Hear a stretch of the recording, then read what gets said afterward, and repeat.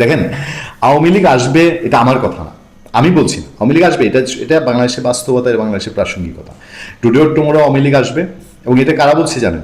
এটা বলছে ইউনিভার্সিটির প্রফেসররা, রাষ্ট্রবিজ্ঞানের শিক্ষকরা, রাষ্ট্র বিশ্লেষণ, আমার চেয়ে অনেক বড় বড় সোশ্যাল মিডিয়া অ্যাক্টিভিস্ট যারা আছেন বাংলাদেশে, যারা নিরপেক্ষ বিশ্লেষণ করেন, যারা আওয়ামী লীগের অন্যায়কে অন্যায় বলেন, আওয়ামী লীগের অন্যায়কে চোখে চোখ রেখে অন্যায় বলেন।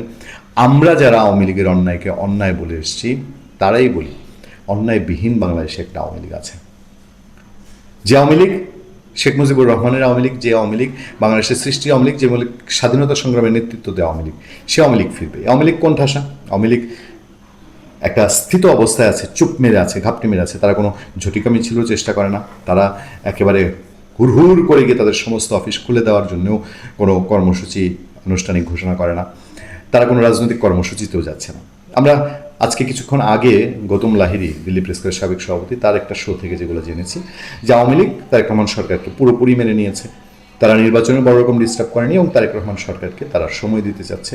তারা বুঝতে চাচ্ছে যে তারেক রহমান সরকার এর আগের যে ক্ষোভ, বিদ্বেষ, প্রতিহিংসার সরকার ছিল, সেই সরকারের মতো না, নতুন একটা পথে যাচ্ছে। এই সময়ে আওয়ামী লীগের লোকজন, ওই যে যাদের কারণে আওয়ামী লীগ ফিরে আসবে, সেই লোকজনের বিভিন্ন কর্মসূচি আমরা দেখতে পাই। আমার সামনের সবশেষ যে খবরটি, এই খবরটি বেশ ইন্টারেস্টিং। এই খবরটিতে আওয়ামী লীগের লোকজনের মানে প্রতিকূল পরিবেশেও তাদের চাঙ্গা হওয়ার যে একটা ইচ্ছা এবং চেষ্টা, সেটার একটু প্রতিফলন দেখা যায়।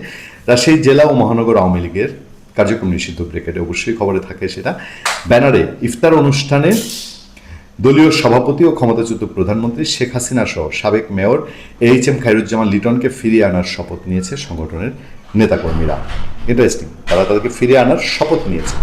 এছাড়া কারাবন্দী রাজশাহী ৩ আসনের সাবেক এমপি আসাদুজ্জামান আসাদ ও মহানগর আওয়ামী লীগের সাধারণ সম্পাদক ডাবলু সরকারকে মুক্ত না করা পর্যন্ত রাজপথে সংগ্রাম চালিয়ে যাওয়ার শপথ নেন তারা। বুধবার এই শপথের একটি ভিডিও সামাজিক যোগাযোগ মাধ্যমে ছড়িয়ে পড়ে। এর আগে মঙ্গলবার রাজশাহীতে এই ইফতার মাহফিলের আয়োজন করা হয় বলে নিশ্চিত হওয়া গেছে।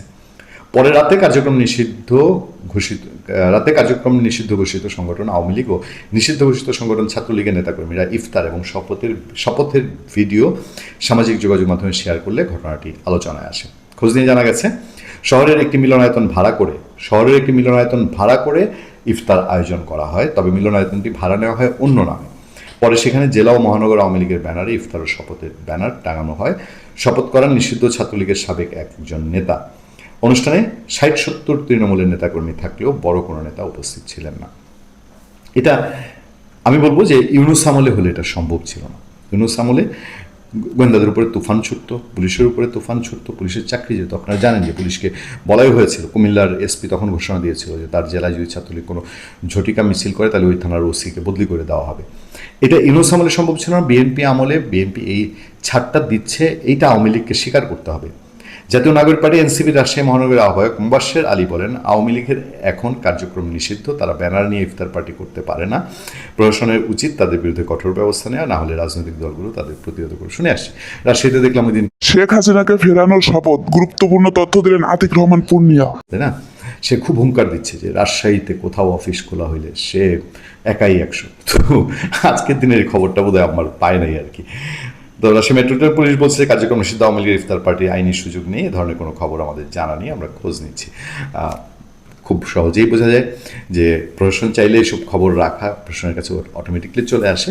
বিএনপির সময় ওই যে আমি বলি না যে ঠান্ডা গরমে আওয়ামী লীগ ডিল করা, এটা বোধহয় ওই ঠান্ডা গরমে আওয়ামী লীগ ডিল করার আরেকটা উদাহরণ।